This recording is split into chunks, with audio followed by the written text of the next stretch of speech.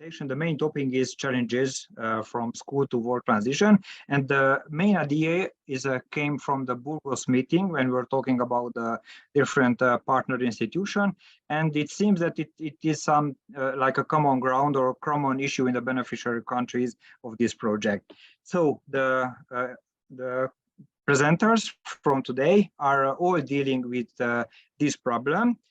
From a holistic perspective or by focusing from different groups which are overrepresented in the 25-29 needs categories.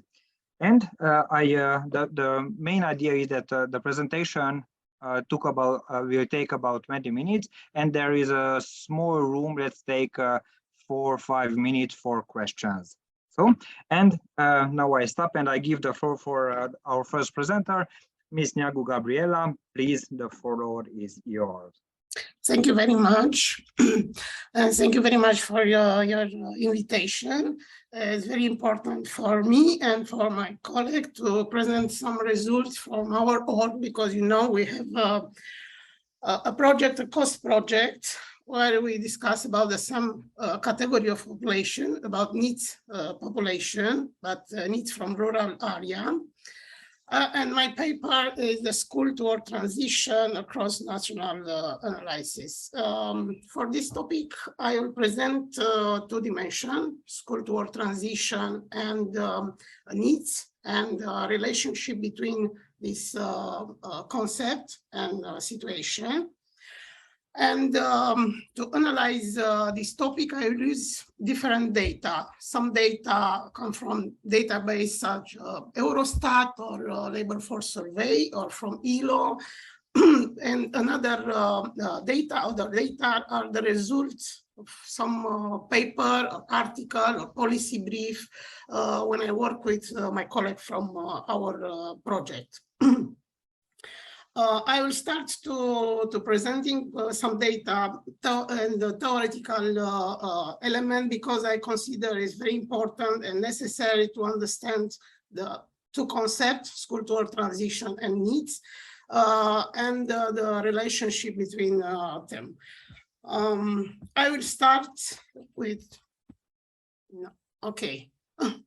I will start with the first concept, with a needs concept, and for this I use the classification made by Massimiliano Mascherini for Eurofund, because it's one of the most complete and complex classification, and we find this classification in different policy brief report article. Mascherini and team identify 5 categories of needs: unemployment, family responsibility, disabled, opportunist, or discouraged people. And what is important, Eurofund team analyze what is the dominant category in different European country. And we'll see for East European country, the dominant are family responsibility.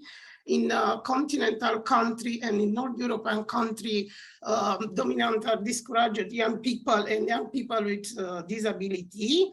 And for continental country, the dominant are unemployment category. Another important aspect related to this category of population, needs population, is the age.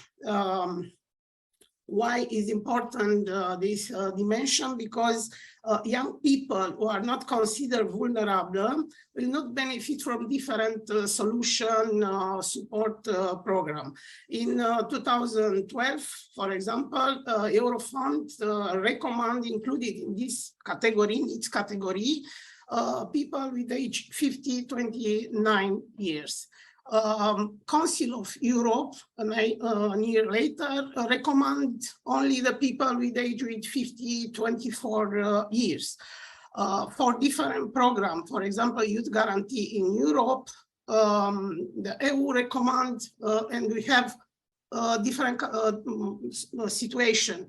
11 European country included only young people under 25 years, and another 50 countries included all young people under 30 years.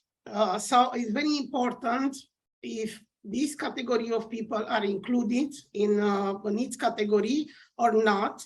For example, some research from UK consider the category 50-24 years to be restrictive because the young people face the same problem after 25 years. In the next slide, based on Eurostat data, we present different characteristics of needs population in Europe. What is the rate of needs in Europe? We observe we have some country like Slovakia, Romania, Italy, or Greece with a high level of needs, rate of needs, and another country, especially for North European country, have a low rate of needs. Because the education is very important, and different study concluded that education is the main reason why young people exist in this category. And I prefer to discuss about the high level of education because in majority of countries of Europe, the secondary level is included in the compulsory education. We find a relationship between rate of needs and level of education of young people. The country where we find the high level of needs, we see we have a low level of education. And of course, in country where the level of education is high for these young people, the rate of needs is low. It's very important to understand why. What is the reason? Because young people and your family don't invest in education because education is a very expensive service. Some authors consider the population is I don't know, a little discouraged because high level of inflation or macroeconomic instability increase the difficulty to invest in education of young people. Another characteristic is social demographic. And I analyze in this table the age and gender. And you see the most effective category of age is 25 and 29, and by gender, the woman, but in the same category of age. The second concept, it's the school to work transition, and you see in the title of this slide is if we have a definition of this concept. Yes, we have, but a general definition, the time between the moment when the young person leaves the education system and the moment when they get a job. But we have different opinion. For example, some researchers consider too restrictive this definition and don't reflect the reality, the present time, because in present, the young people have a multidimensional trajectory, not linear one. It's okay to use school to work transition or social professional integration.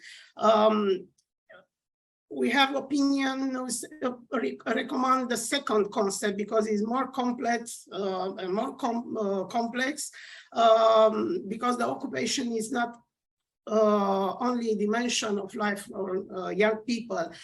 When you get a job, young people receive a social status, occupational status, enter in a relationship with another young people, receive some responsibility, professional responsibility or social responsibility. Of course, we have many other questions. We don't have a response or not a complete one. It's important. How long is this period between the two moments leave the education system and when young people get a job? We consider this process close if young people find a part-time job or full-time job. It's important if we find a relationship between type of job and the level of education. In which situation is the young people if decide to get a job, but sometimes to continue the education. In all this equation is important, job satisfaction or not. For this conclusion, I prefer to remark for two French researchers. We explain about school to work transition, c'est un objet de recherche en chantier. So we need to work on this concept and on this topic.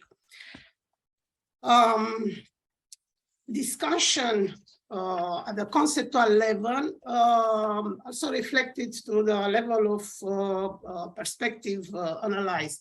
I organize different perspective in two large categories, traditional perspective and modern perspective.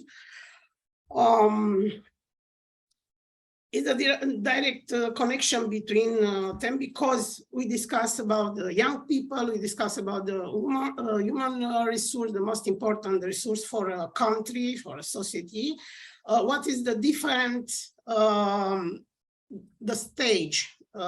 In a traditional perspective, we find only three main stage. Young people finish the school, leave the education system. It's not important what type of education, what is the level of education, find a job, work many years in the same organization or company until retire the last stage. In a modern perspective, we have a process in multiple stage. Young people search a job or not, prefer to waiting, to expect, I don't know, a good job corresponding to the level of education or another reason, accept a job, but it's possible the company or the organization disappeared, it's an employment situation, accept a part-time job or full-time job, change the job or combine professional activity, it's continued education. In order to understand the relationship between transition and young needs population, some researchers recommend to use the cluster analyze and organize the country in different categories. I selected two examples. First, Paul and Walter classify in 4 regimes, universalistic employment center, liberal, subprotective regime. And the second, Berlofa and colleagues extend the model, the first model, by adding new country and new selection criteria and identify 6 models. Nordic, continental, English-speaking, Mediterranean, and European East country low, with low level of integration, and last East European country with high level of integration. I'll explain first model, what is the characteristic of the first model. Paul and Walter, the universal transition is specific to Nordic country with participation at the education, the high level, a solid social insurance, and encourage the gender equality in labor market. The liberal transition specific to UK, individual rights or responsibility are very important, but limit the social benefits and encourage flexibility in education and training and in labor markets. Employment center specific to the continental country. We have an education system, selective education system, and in protective transition regime specific to Mediterranean country, with low support for young people. The family is the most important support for young people, and we don't find the relationship between education and labor market. In a paper where I work with colleagues from COST project, we analyze the data from labor force survey, and we identified 3 clusters: continental regime, subprotective, and East European regime. We analyze to find this this category, the needs population and non-needs population by gender, degree of urbanization. And you see in needs population, the dominant are women, and in non-needs, the dominant are men. By degree of urbanization is not important, it's continental needs or non-needs. The young people from rural area are in very difficult situation.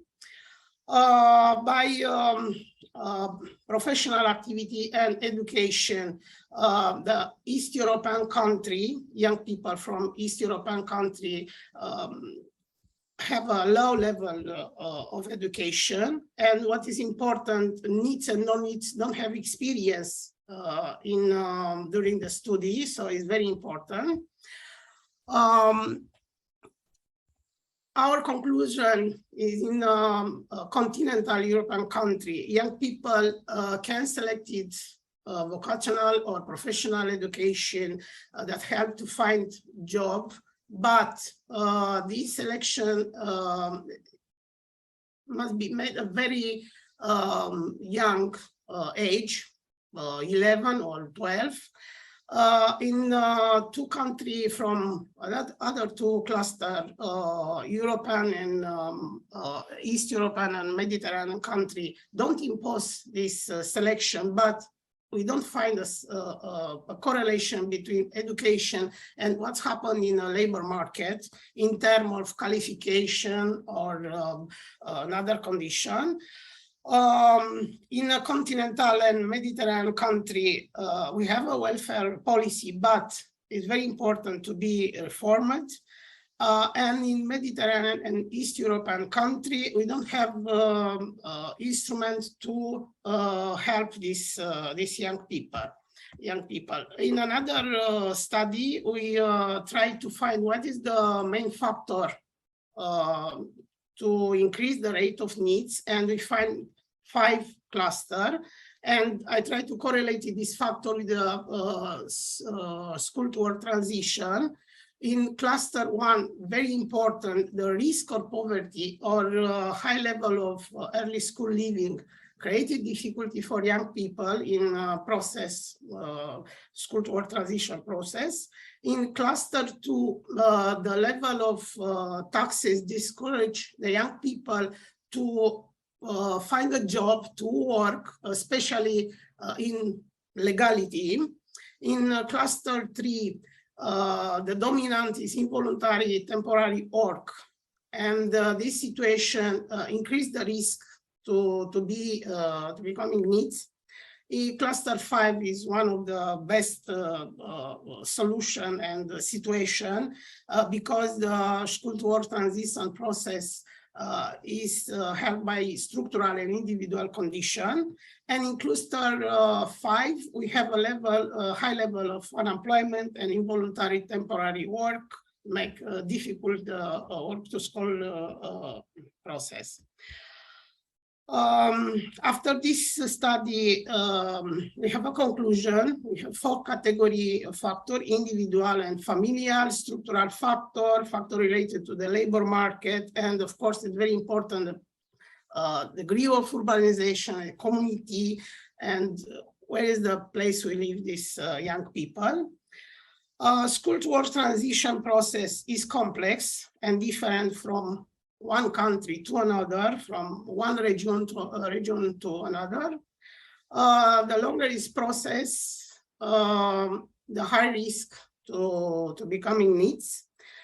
Any analysis must take in account the various factors, micro and macro level, and it's very important the status of NEETs to be analyzed from perspective of young people and their social, professional needs and aspiration. Thank you very much.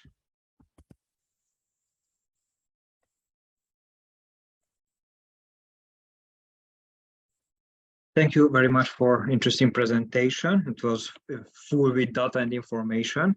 And then now I open the floor for the questions. You can use the chat window to ask, or you can just address directly to the presenter. So we have 2 or 3 minutes, or maybe 1 or 2 questions. Esther Kósa, please. Thank you so much. Can you hear me? Yeah, perfect. I found it really interesting. I'm the thematic expert of Malta, and I was wondering why Malta was in the category of relatively high NEETs rates together with Eastern European countries, because based on Eurostat data, actually both among women and men, the NEETs rate is lower than the EU average. Although it's true that, for example, school dropout is relatively high, although it's decreasing. When you analyze, when you use the cluster analyze, you included not only a single factor or to included more factor, or it's possible this factor classify a country in a cluster or in another cluster. So it's not important only factor on. Okay. All right. I do agree actually that there are similarities definitely with countries where Malta was put together, but I also think that it has some very special characteristics that despite the education level is lower than the EU average and the early dropout rate was relatively high, because of the high functioning of the economy. Surprisingly, the NEETs rate is low because people, even young people, even with low level of education, find jobs easily. It's another question how secure and how long-term this employment is and how precarious it can be, or maybe not even on the totally legal labor market. I just really wanted to mention, and obviously we always have to keep in mind that Malta is a very small sample. I mean, we are talking about less than 500,000 people. So it's rather difficult to compare with other countries. I just wanted to make this comment, and thank you so much. Will your paper be available for reading? Yes, we have an article published and they are online in and policy brief and report we find Wonderful. in website our project website, and of course in a research gate we put all information and the link to the article and the document. Yeah. Wonderful. Thank you so much, Gabriela. It was super interesting.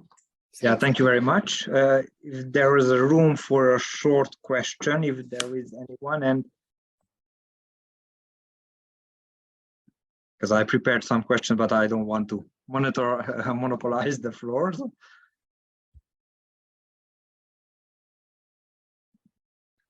If there is no question, then I will have one. Gabriela, could you generalize this conclusion that if a compulsory education, the longer is the compulsory education, the lowest is the level of needs in the given country? Yes and no, because it's very important what type of education. For example, in continental country, in Germany or Austria, if you finish the vocational education, is a compulsory education, it's okay, you find a job. Even I understand this country have no problem because the young people don't find a job so easy comparative with another last year. But for another country, for example, for Romania, yes, it's important to increase the compulsory education, but we don't find a job if you have 12 years or so depend on the country to another country, and of course depend on what is the situation in the labor market. If you have the offer, the possibility to receive these young people. All right, so it cannot be generalized, this sentence. No. Okay, great, thank you very much. So we have to maintain the schedule. So now I give the floor to Nicoleta. So we have a little change in our initial program. Nicoleta will be the second presenter, and Claudia Petrescu will be the fourth presenter. So Nicoleta, you have the floor, please. Yes, immediately.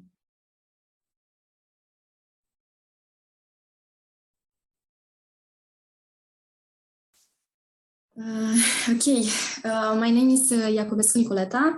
I am in the first year of the doctoral school of educational sciences, and I'm studying the phenomenon of the school transitions. Specific the transition to from middle to high school. And today I will introduce you in the topic of the school transition and young needs. Okay, I realize that my presentation is simple and conclusive and reflexive, I think. Okay, the content. What about the school transition? What about the young needs? Common points school transition and young needs effects. The situation of school transition and young needs in Romania. From the formulation of policies educational to real practices, young needs from Romania, and reflections, educational policy solution for needs, and the final conclusions. Okay, the school transitions. The transition in hotly involve a shift of predictable and familiar context to unpredictable and unfamiliar ones. The effects of the school transition. Significant decline in knowledge, academic achievement, decreasing motivation, low self-esteem, increased psychological stress, school dropout, anxiety, and negative behaviors. Problem with learning management. Okay, but what's about the young needs? The needs, it's a young person who is not longer in the education system and who is not working or paying training for work. The effects are self-esteem, which affect on quality of life and well-being, low optimism towards the future, decreasing ability to scale this status, and poverty, decreased trust in institution, loss of professional skills, and lower ambitions.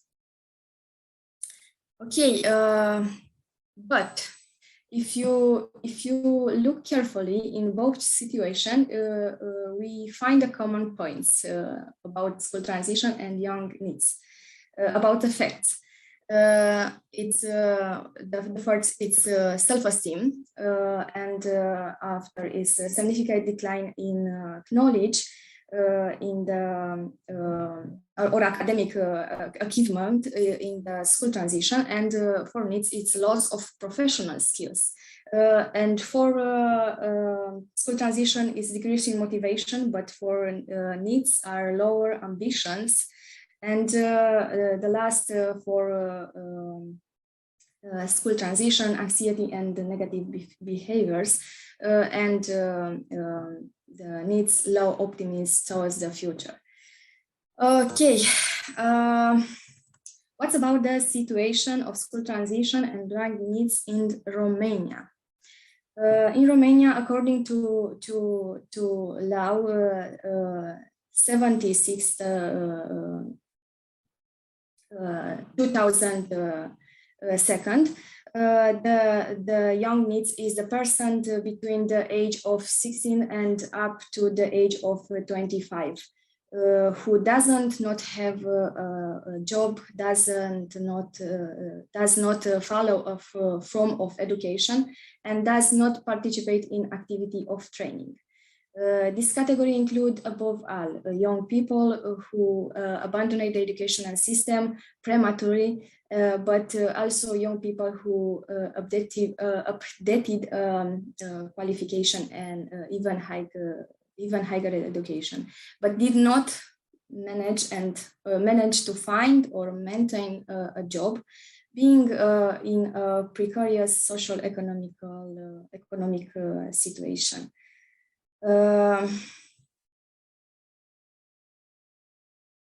In 2021, the Europe Union imposed a new age limited for young needs, which is 15 and 29 years. But there are also other options for the other institutions, which gives a wider spectrum of these age categories. Further away, now if you take a look. In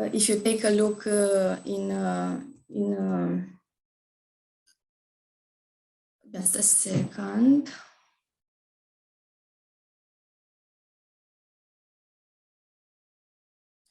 Okay. Now, if you take a look at the situation of needs in Romania, we could see that in 2019, in Romania, the rate of young needs was one of the highest in Europe, the first place, after the Italy, Greece, and Slovakia, being 11.5% for women and 27.8% for human, according to Eurostat 2020. Even now, we are not better, still being make the first places, 40.6% for men and 26.3% for human. In addition, there were 9 member states in recorded needs rates above the Union Europe. Average of 13.1% in 2021. Of this, the highest rate were recorded in Italy and Romania, where more than 20% of all young needs age between 15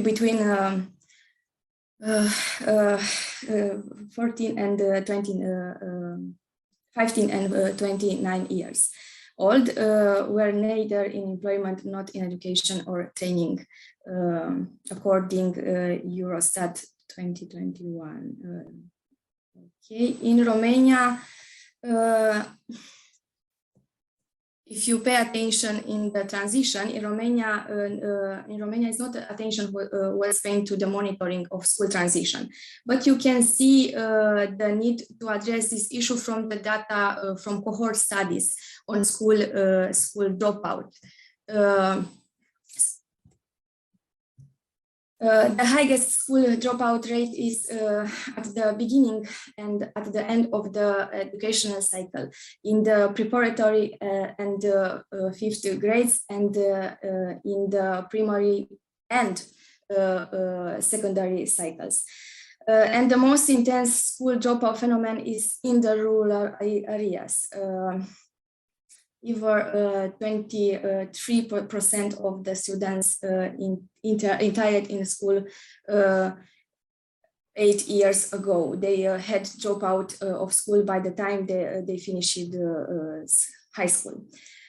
School dropout was increased at the level of education according to official report on the state of pre-university and university education, published by the Ministry of Education.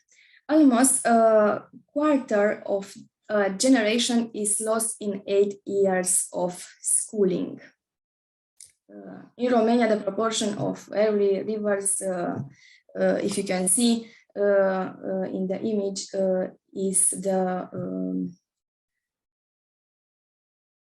15.3% that ranks us in the first place according to Eurostat data.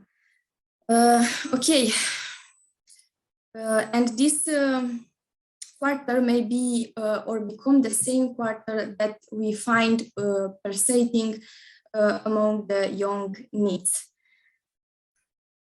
And another conclusions, so that a monitoring of students' transition from one schooling cycle to other is need to support students who can be vulnerable in becoming young NEETs later. But how can we do that?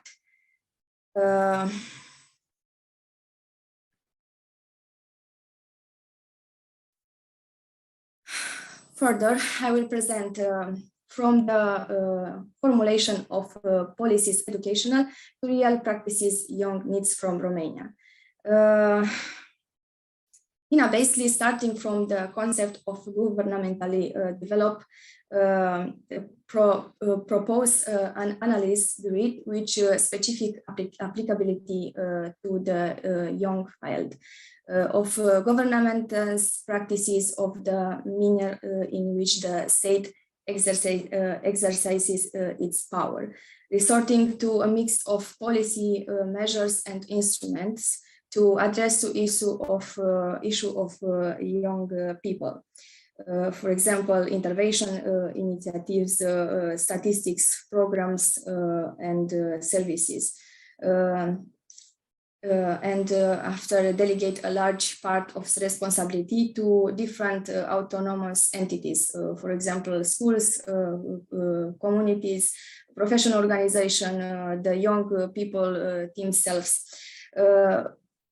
Tina basically also points to the new ethic of participation and collaboration, network type for a more holistic understanding and approach to youth. Highlighting the role of education and training for individual and social prosperity, for the empowerment to move from a culture of dependency to culture of self-confidence and responsibility. Starting from this explanatory framework, we will highlight the mix of policy instrument used, namely the role of educational institutions, way in which they can act preventively and amelioratively. At the European level, tools we are used for a more different understanding of the diversity of needs. The data for the most detailing knowledge of the situation of young people are generous both Eurostat and the Eurofund or the Europe Knowledge Center for Young Police, offering up data for each member state. Analyze reports and comparative studies. On the other hand, the young strategy addressing aspects ranging from social inclusion to education work, volunteering, culture and creativity, sport and fitness, involvement and participation, mobility, and so on. Emphasis was also but also place it on supporting the involvement and participation of NEETs young in mobility through the program, the Erasmus program. The examples can go on regarding the formulation or implementation for youth policies.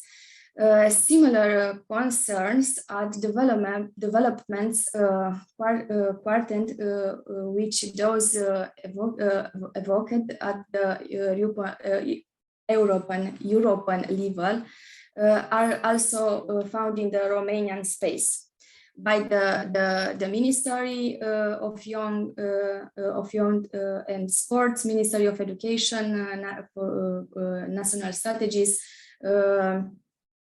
Human Capital Operational Program, Romanian Secondary Educational Program, and the National Employment Agency.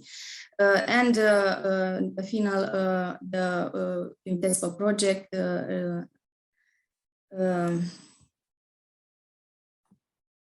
and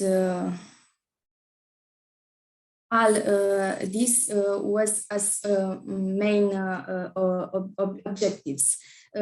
One, identification of needs of young needs, reducing school dropout, and offering a second chance at educational supporting vulnerable youth. So much was being done, but the results are not satisfactory. Why? The relatively limited impact is caused not only by the lack of collaboration, but also by the relatively low institutional capacity, efficacy, and in the rural areas where most of these young people live. The low quality of service for young people and the limited institutional capacity once again call for the need for collaboration. In the projects carried out by the National Employment Agency, previously mentioned steps were taken to address these young people, but to an insufficient extent. Unfortunately, as studies show in country which low institutional capacity, young people are being blamed for their status as needs. Expecting that they somehow become responsible to benefit for the opportunities available in different education and learning formats. And now, what are the solutions? Better cooperation and integrative bridge action between school, public employment services, and employers.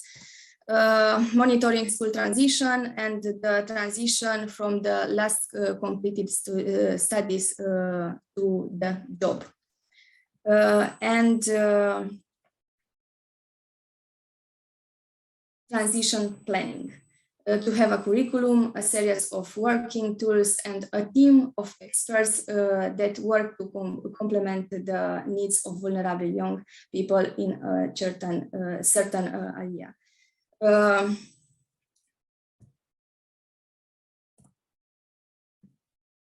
Okay, and for reflections, I have three questions. What was the impact of public policy measures for youth? What measures should be maintained, adjusted, or initiated, reconsidered to remove structural obstacles to improve the impact? How can one design and implement a more balanced transition for school to the labor market for young people? And the last one, what curriculum reconsiderations of Complementary support needs to be designed and implemented in the educational system in order to prepare young people for the transition to a productive and mindful life. To address the lack of skill, especially transversal and awareness among young people preparing and at the same time for an unpredictable future for jobs that doesn't exist yet. Okay, and conclusion. It is necessary for the three institutions, school, the public employment service, and employers to reconsider many of their managerial practices, concepts and curriculum designs in order to improve the empowerment of young people to face risk and the unpredictable future, to adapt for professionals still on existent on the labor market, being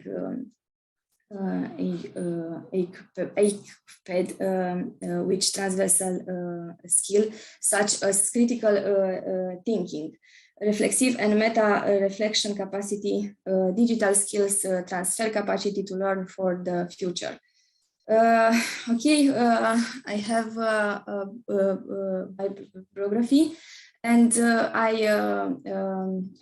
need to apologize for many mistakes I have made. It is my first presentation in English, and yes, and thank you. Okay, thank you very much, Nicoletta, for your presentation. And now the floor is also for the questions. If there is, we have time for one or two short questions. So if there's anyone, please let Nicoletta.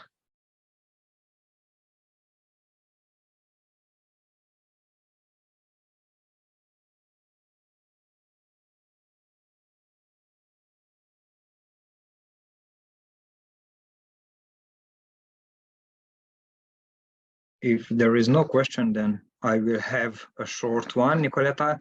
And your final slide, you actually named all those institutions which are responsible for this high level of early school leavers in Romania. And my question would be that among those three institutions, which would be the main partner or the lead partner who can control or to reduce this kind of early school leavers in Romania, at least? What is your opinion or your knowledge about this field? Thank you. Thank you too. Okay, I will think about the answering, and maybe I will writing the answer. Great, thank you very much. And yes.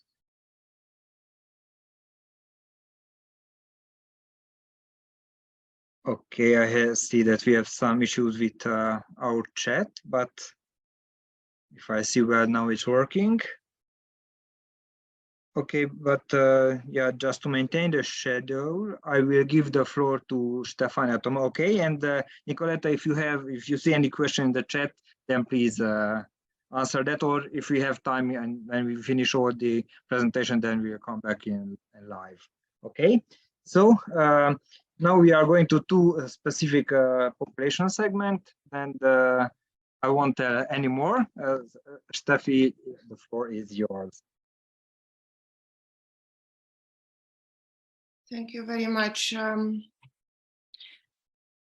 Thank you very much for this invitation, because first of all, because it is a pleasure to see you all, and it is also a pleasure always a pleasure to put my own research topics in a new perspective and in a new light, and this event made me somehow to raise some new questions and using some examples of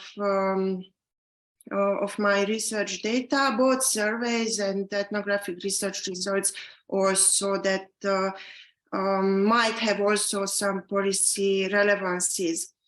So I want first of all to highlight the need to change perspectives in this topic.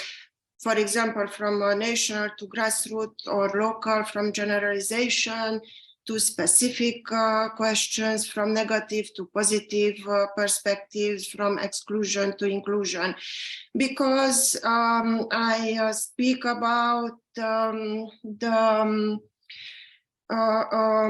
of the most vulnerable population in Romania and in Europe, as we will see a bit later. And we need this perspective change in order to avoid the Pygmalion effect, that is when expectations define outcomes. And in this sense, the most talkative examples can be brought both in the domain of education and employment. For example, I can quote a lot from some of my interviews, because I'm working in vulnerable, segregated Roma communities. I combine mixed methods. So I use also survey data, but I like to use more qualitative data in doing ethnographic fieldwork. So I could quote like, GC children are lazy. Many teachers say that. That's why Roma children are not staying in school. I could quote also employers. They say that they are not employ Roma persons because they are untrustworthy, or they are dirty. But nevertheless, many Roma families now work in Europe, for example, if we can extend our perspective, and they are sending home financial remittances that their family members invest in their homes, in their houses. They invest in education and the education of their children.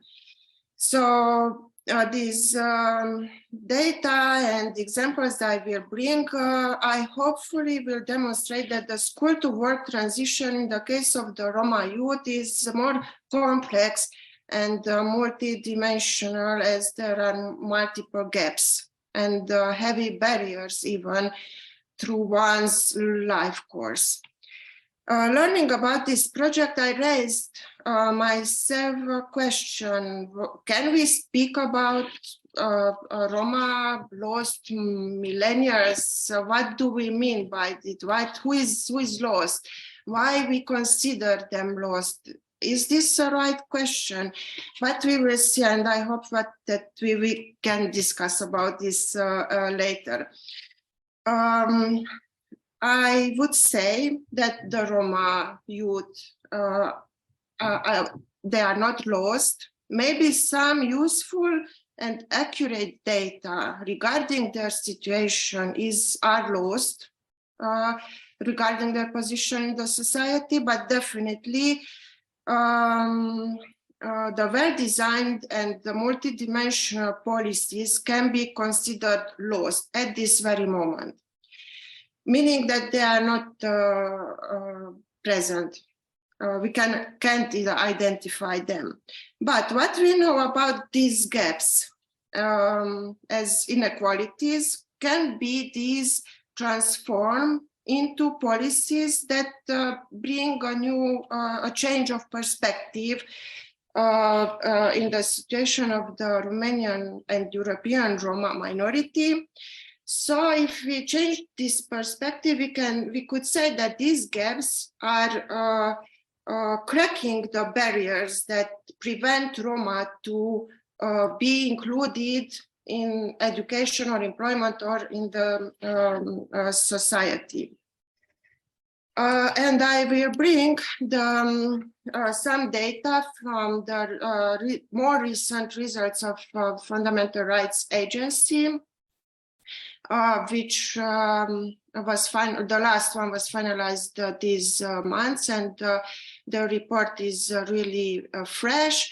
At our institute, at the Romanian Institute for Research on National Minorities, we had a quite big socio-Roma project which aimed to identify segregated Roma communities in Romania, and we had different type of surveys, mostly administrative surveys. Also, I will use the Migrum project research data that combined survey data with ethnographic anthropological field research. And I tried to present somehow a mixture of it. So first of all, I brought the results of the Fundamental Rights Agency survey. It's not the newest one, but the new report shows that all the efforts resulted in limited and uneven progress in what regards employment, education, healthcare, and housing of the Roma minority in Europe. Because they had a series of surveys, they produced comparable data provided, and they provide also the possibility to see the trends in their situation. So the EU surveys, the last one showed that 80% of the Roma were at risk of poverty, but also we have to mention here that the sampling is focused mostly on easily identifiable segregated communities. But anyway, the gap is huge between the Roma and the non-Roma, but the smallest for Bulgaria and Romania, which is not good news for Romanian society. As regards the education, the gap of enrollment between Roma and non-Roma remains very large, with some variations between the countries. The rate of 20 to 24-year-old Roma who have attained at least upper secondary education is on average 27% in Europe, but the highest is in Serbia, Hungary, and Croatia, and the lowest is in Portugal, Greece, Czechia, Czech Republic, and Romania, between 10% and 22%. For Romania is 22%, as we see on this image. As regards employment, on average, 43% of the Roma aged between 20 to 64. So the whole employable category were in paid work in 2021. So 43%. But this paid work includes all type of work, including self-employment and informal employment. Any type of occasional work during the last 4 weeks, or depends on the survey, because usually we can ask the last week if they received some money from work, or the last 4 weeks. In this case, you can see data for the past 4 weeks. This rate decreased somehow in the last 20 years. For example, in 2000, 49% of the Roma aged between 50 years and 64 years old was working, but in 2012 already only 37% of them was participating in some kind of form of jobs. And we saw, this is already some results from the Socio-Romep survey. The greatest loss was registered in rural areas and in agriculture. This is a very long story, but in 2012, we saw that 54% of the workers were employed or working in agriculture. And another aspect that I can say based on the Socio-Romep survey, that the share of formal contracts did not change significantly during these decades.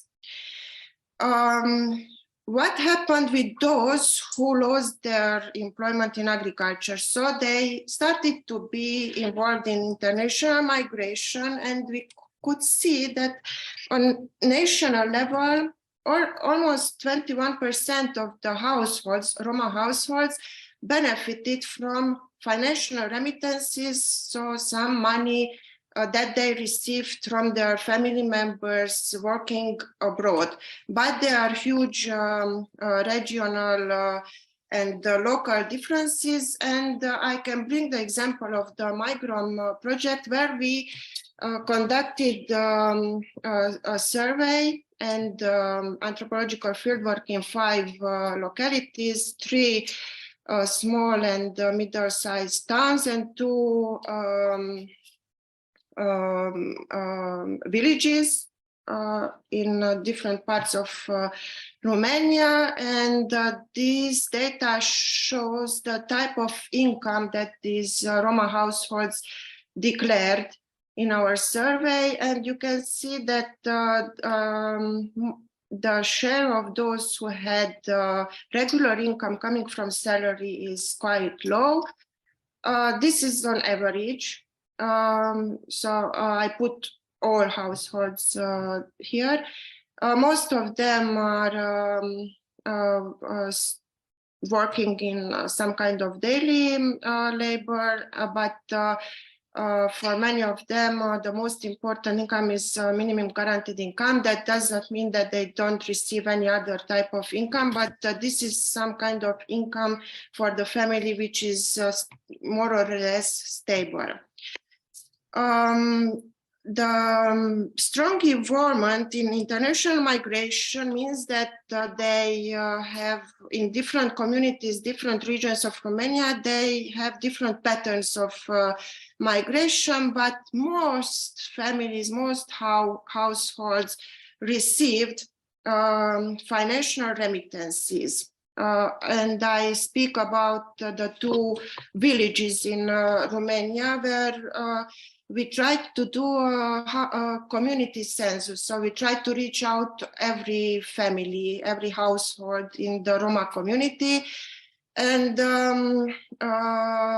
we compared these 2 villages, 2 communities, because if we consider them as Roma communities, they on national level, on aggregated data, they are similar, but if we have a closer look, the differences between these communities are really big, and through this you can understand much more about the mechanisms of exclusions.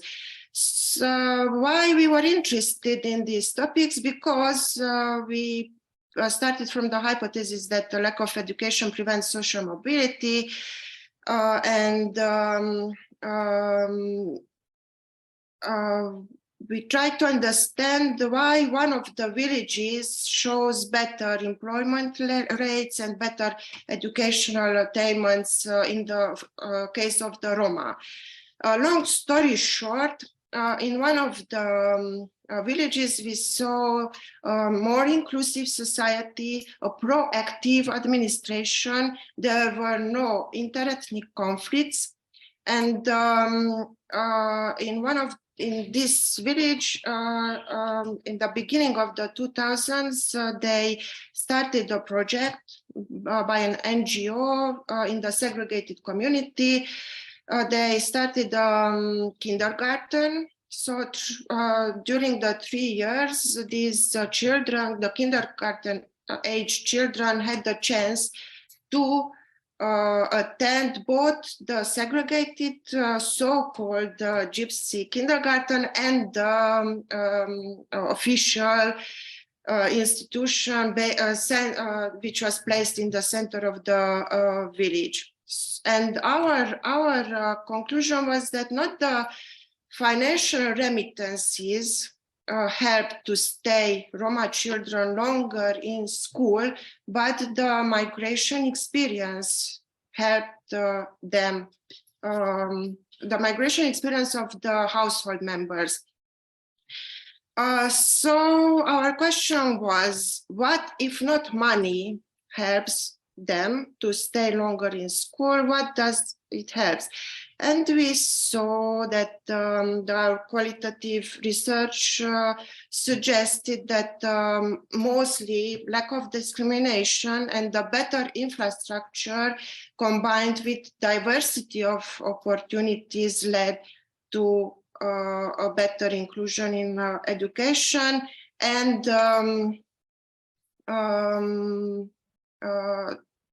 the continuation of their studies.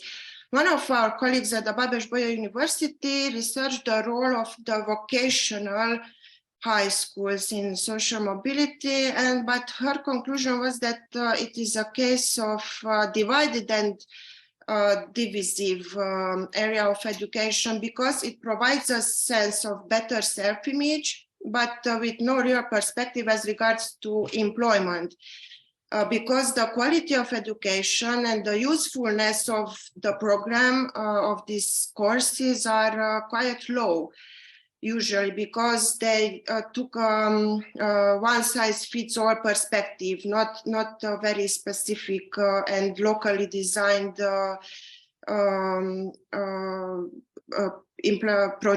policy.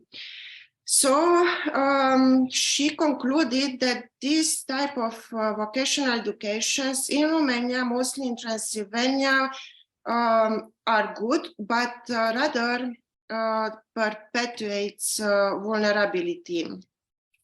As regards higher education, the numbers for Romania are very low. But our colleagues Durst, Judith, and Beremi Abel made a quite large analysis on European level and in Hungary especially, and their conclusion was that even if Roma managed to graduate high school and continue in university, they might face more discriminatory attitudes during their attempts to enter the job market because their ethnicity might be considered more visible, and fields where university high degrees requested can be more discriminatory than other areas. So regarding some ideas on implemented projects which we met and were intended to help transition from school to the job market and employment. In the field of Roma inclusion, there were a lot of projects implemented. There is no monitoring attempts to see what happens with these projects and what most of these projects are planned, designed on short terms. And I would bring one example that we were lucky to understand better in one of the villages where we had this research. When we completed our survey, we saw that all women in the community were trained as chairwoman, cleaning personnel. So this was their declared profession. And we didn't understand what happened because we knew this community. We knew that most of the women had no education and, I run out of my time, it seems. We learned later that this community had a project implemented, and everybody was trained during a 3 to 4 week during this 3 to 4 week course to be a cleaning personnel. And I will conclude with some short takeaways. School to work transition in the case of the Roma minority, but generally I think in case of vulnerable groups and precarity is that it's a very complex situation, and we need to take in consideration multiple dimensions depending on the local context. Also, we have to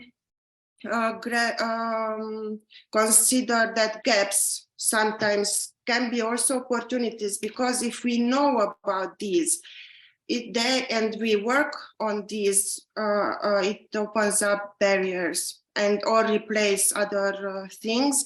Like migration experiences opens up opportunities for the migrants, because I brought some images in a very poor community before and after migration.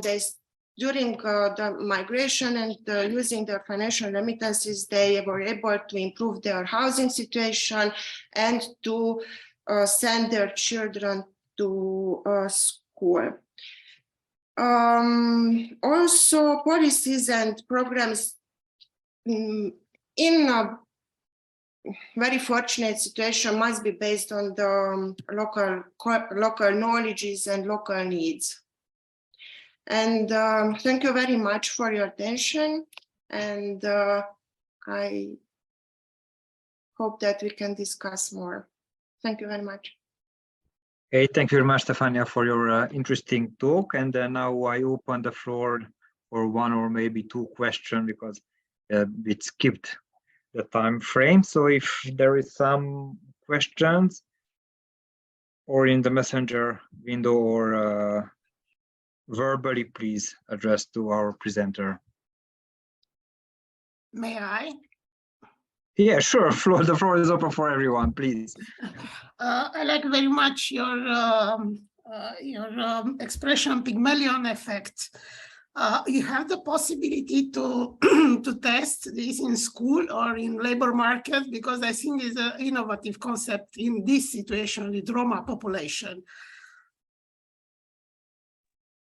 Well, I don't know if we have the possibility. We should have the possibility to test it. I don't have a designed proper test for it, but our fieldwork experiences, we also had some projects, qualitative projects in schools, and we worked with teachers and all kind of educational institutions starting from kindergarten to high schools.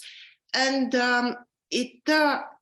I would say that based on qualitative data, we could say that yes, this Pygmalion effect is working in such situations. And also parents are very attentive to these issues, because for example, during the pandemic, they somehow they were happy that they don't have to think about sending the children, to think about collecting all those tools and shoes and food for their children to send to school, because they are aware of those stigmas that their children have to face in school. Thank you. And another question, you present some data, comparative data by year and by community. You think the communist period have some effect to keep in school the Roma population? Is an explication, because I see the data are not very different between years. Yes, we observed that those who, the older generation stayed longer in school because it was compulsory, and there were different type of measures to get children in school. So we learned about the police forces entering the communities, the segregated communities, and they took the children to school. So there were many invasive and institutional measures to do that. It doesn't mean that the quality of education was better. I agree. They just enforced to be Exactly. present. For this I asked. But later, at the beginning of after '89, suddenly the dropout of the dropout rate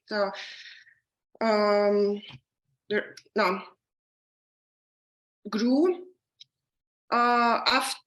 until some projects started to be implemented again.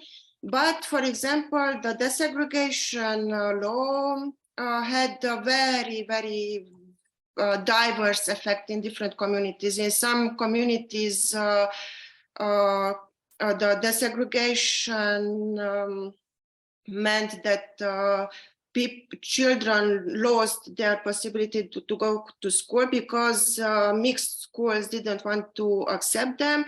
In other cases, it helped. So that was kind of another example. Thank you very sorry, much. Stefánia. Sorry, Gabriela. Yeah, we have some time. So I see Gabor. So one short reaction, and then we are going further with Claudia's presentation. And meantime, I said that I will exchange your email addresses if you want to continue this debate or this knowledge. So give the floor for them. So Gabor, please.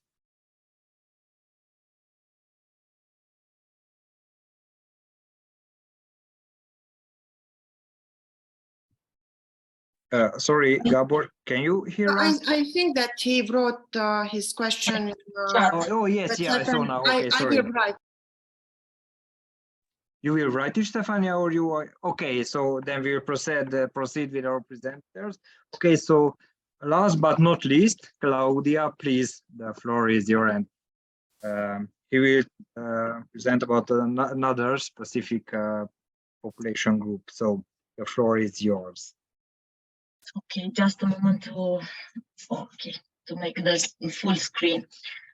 First of all, thank you very much for this invitation. It's a pleasure to see that in the last period, a lot of projects are dedicated to NEETs, and to see that not only young NEETs are targeted in these projects, but also let's say not older NEETs, but NEETs between 25 and 29 years are also one of the target group in this project. I will try to present some insights of another projects financed by EA grants dedicated to NEETs, especially rural NEETs. It is called Tracking, Public Employment Services Tracking Effectiveness to Support Rural NEETs. And one of the main deliverable of this project is a policy analysis for NEETs employment across the EU countries. Okay, what we, I think, okay, it's better to see what, to see you also. What we did in this part of the project, first of all, an analysis of the employment policy trends affecting young people in 7 European countries: Bulgaria, Estonia, Italy, Lithuania, Portugal, Romania, and Spain. And in this cross-country comparison, we took the last 10 years and we look at the policies in this between 2010 to 2020. But some countries decided to extend this period, and we have policies from 2000 that were updated or improved in after 2010. That's why they are included in our analysis. What are the objectives? First of all, to see the commonalities and differences in the policy goals, to see what kind of policy instruments were used, what types of what type of active labor market policies were implemented, and what kind of needs were targeted in these policies. So for each country, the analysis started from active labor market policies for use included in LabRef database. LabRef, it's a database at the European level for those that are not familiar with it. And we extended this information to other policies relevant at the national level. We include not only laws, we include also programs and strategies, and where possible, some projects, if these projects were dedicated mainly to needs. We code all this information in MaxQDA using a common coding framework, and I will present some of the dimension of this coding framework because it's important to understand our analysis. And the main research questions for our analysis was whether the focus of the public policies has been changed over time, because we are trying to see if there are some changes in the objectives of this kind of policy. If we have some changes in the instruments, and if there are some salient differences across countries. One of the main topic for this project was to see if there is a focus on rural areas, or at least some differences between rural and urban areas in the measures targeting needs. And we try to see if there is some differentiations in categories of needs, when mainly to see if there are some measures targeting different categories of needs, so not for all needs at the same place. In the coding system, we look at the type of policy, if it is law, strategy, plan, program, and so on.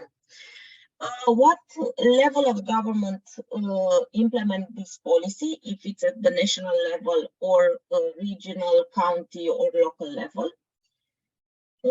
We look what targeted areas are rural, and we look also at disadvantaged areas, because some of our countries have also other kind of disadvantaged areas, like islands or mountain areas with a small population. Then we look at the category of needs targeted, and the categories of needs were those developed by Eurofound. So re-entrants, long-term unemployed, short-term unemployed, illness, disability, family responsibility, needs with family responsibilities, discouraged needs, and other needs. Why we put this category of other needs? Because we want to see if we have other types of needs that are not included in these categories, and maybe the policy should look at this new category also. We also look at the policy goals and policy instruments, and what type of active labor market policies were included, and also the timeline. Okay, this is the coding system detailed. I think the organizers, Balázs, I don't know, but maybe you will share the presentation, so everybody that are interested in this can see more about the coding system. Okay, after each country make this analysis. You can see how many documents are included in each country. We try to see mainly policies that target needs, but not only policies that are specifically targeted needs, because there are a lot of other policies that target young people, but not as a main group, but as marginal in their content. We include in our analysis 230 documents. We include laws, we include plans and strategies, we include programs and projects in our analysis. As you can see, there are a cross-country variation between the type of documents used to target needs in public policy. If in Bulgaria, for example, they are more likely to use plans and strategies and programs and projects. In other countries like Portugal, we have many laws targeting needs. So there are these differences. And in Spain, we have laws because plans and strategies are included in this kind of document. If we look at the level of the government that or level of the implementation of the public policy, we observe that majority of them are referring to national level. We have regional level, especially in Italy, where even if they have a lot of national policies, the regions have autonomy and can adapt this kind of policies. That's why you will find in our reports also many public policies targeting needs at the regional level also. And it's also the case of Portugal, because in Portugal we have some public policies targeting needs mainly from Iceland, because they consider these disadvantaged regions, and these islands have also autonomy and they have specific public policies. Okay. We look at the year of the development of these policies, or the updates of these policies. Why? Maybe it's not important, but we want to see if these public policies are linked to some specific events or public policies at the European level, mainly youth guarantee. That's why you can observe that after the entrance in force of youth guarantee program at the European level, between 2014 and 2016, we have a lot of public policies improved or developed in many of these countries. Why? Because youth guarantee is not only about what measure we should implement, was at least in the first period between 2013 and 2020, was about changes in structural policy system. So mainly structural reforms of the policy system in order to enable the development of specific measures for needs. That's why in this period we can observe a lot of legislation on internship and apprenticeship and other specific measures dedicated to needs.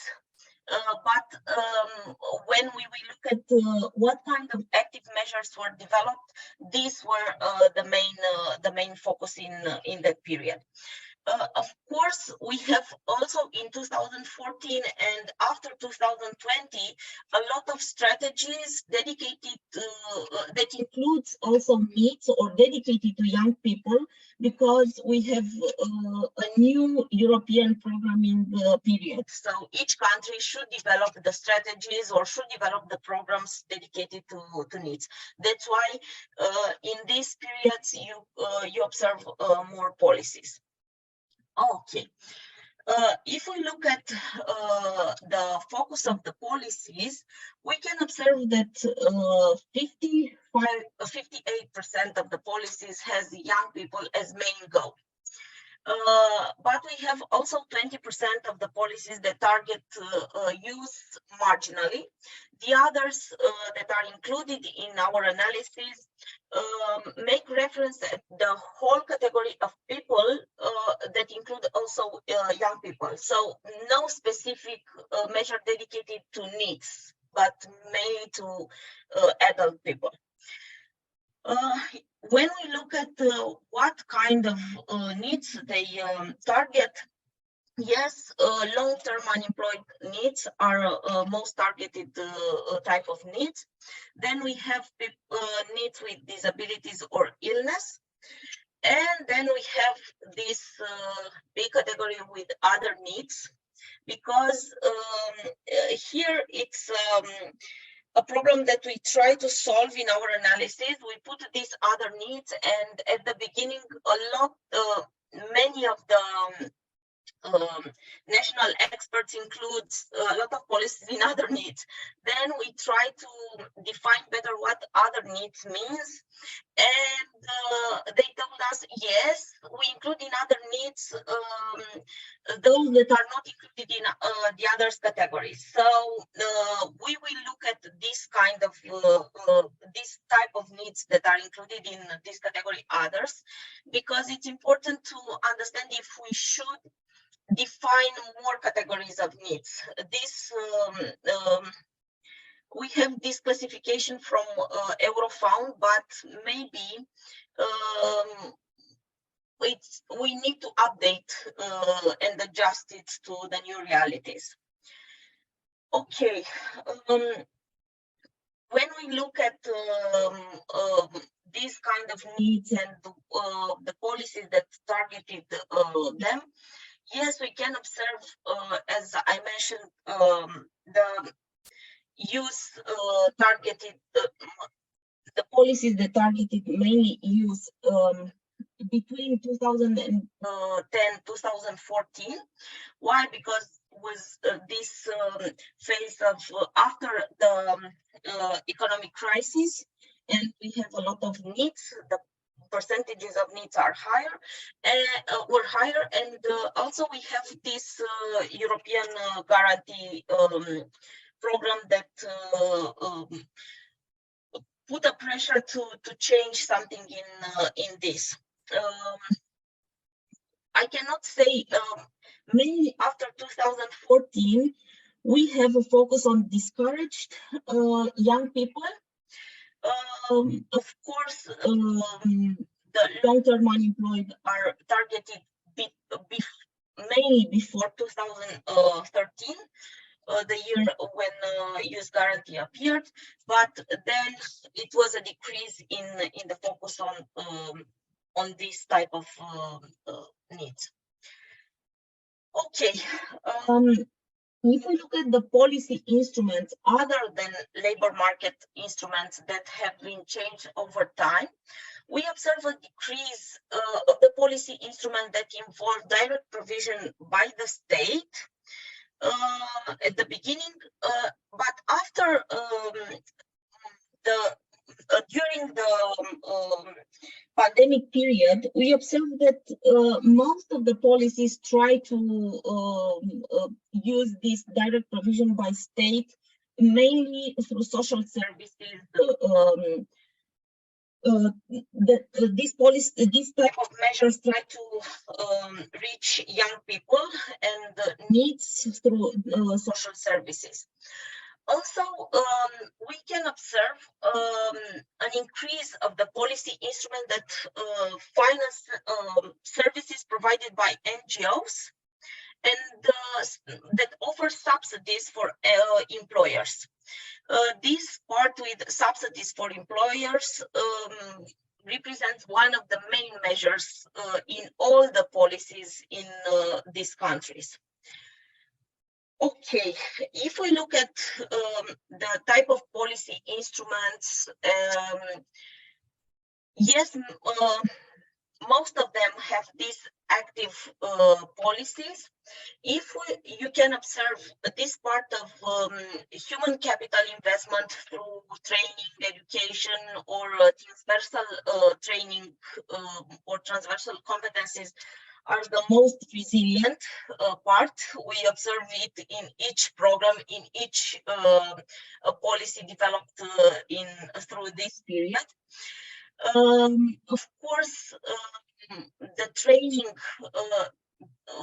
means the training not provided by formal education, because we have education next, was more present before 2014, but it is still present in each policy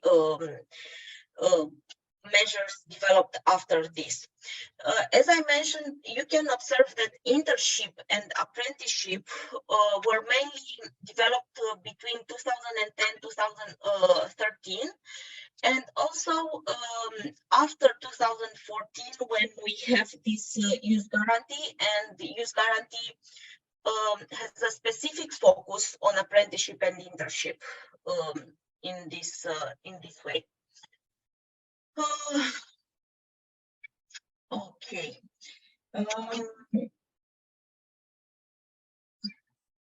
If we look at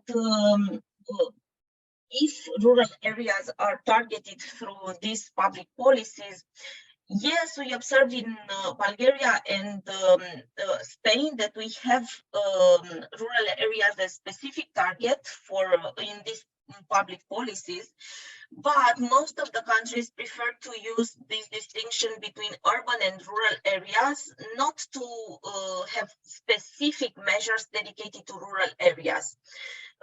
They consider that the problems of needs, yes, are different in rural areas, but we don't need specific measures for them, because at least in laws, we cannot include rural areas as a specific region. We prefer to make laws for general measures, not for specific areas. And yes, we have some disadvantaged regions mentioned in the public policies, mainly in Portugal, as I explained before, but we have also in Bulgaria and in Italy. We have these mountain areas, mainly in Italy, and we have in Estonia and Spain also mentioned this type of disadvantaged regions. Okay. We try to see how many of the public policies that have active measures also targeted rural needs. Our focus in the project is on rural needs, and we observed that only 15% of the policies that have active measures also target rural needs. Most of the public policies that have active measures do not target needs, rural needs. These are mainly for people that are interested in regression and to see how we can look at the different type of instruments and other categories that we use. I prefer not to enter in this because I will not have enough time to explain everything here.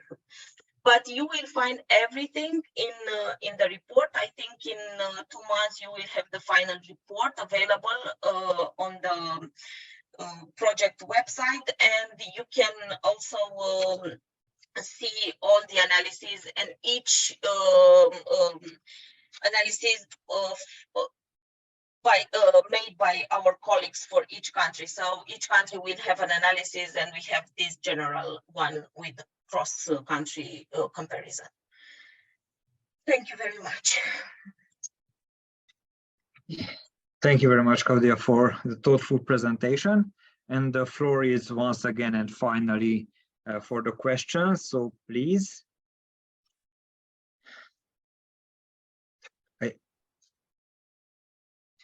Okay, I'm looking for raised hands and okay. Well, while we are waiting, I have a short question, Claudia, and it's a why question. So we saw in your presentation that the active labor market measures does not target the rural needs. Meanwhile, we see that in a lot of European countries, the percentage of the needs is higher in rural areas. So could you explain it why consider the policymaker that it is not important for you to dedicate solely for this kind of needs some policies, in your opinion, because I guess it wasn't the aim of your study? No, this was one of our main questions. Why, if we have so many needs in rural areas, we cannot find specific measures for them. You know, in the countries that we included in our analysis, yes, we have rural areas and we have a lot of people in rural areas, but we should consider that other European countries have not such a big population in rural areas. Then most of our decision makers prefer to have public policies dedicated to general population, not specific measures, and to have this type of specific measures for rural areas in the policy dedicated to rural development mainly. That's why we can find in our rural development programs measures dedicated to young farmers and so on. It is also a problem what kind of measures we dedicate to rural needs, because if we dedicate in rural areas mainly measures for agriculture and to develop agriculture through young people, maybe these kind of measures are not so fancy, let's say, for young people, and not many of them wants to go there. In another point of view, many of these policies are implemented by public employment services. And not in all the countries, these public employment services develop specific actions for rural areas. Yes, they introduce mobile teams and other type of services for rural needs also, but these services are not permanent in these areas. So it's difficult for decision makers to think, yes, we should introduce this, yes, but how we implement then this kind of measures. So I think it's a problem, because we have evidence to that we need policies for rural needs, but it's not only what kind of evidence we have, it's also about the narrative behind the policymakers' discourses. Okay, great. Thank you very much, Claudia. I'm looking for hands, but I also looking at my watch and I see that we are reaching slowly the time limit of the frame of the 2 hours. So if you agree, I will share your presentation with our group. And I guess if I recall well, everyone has the email address in the presentation. So later, if anyone has a specific question, then I guess I can offer from your name, write emails to you and to get answers. So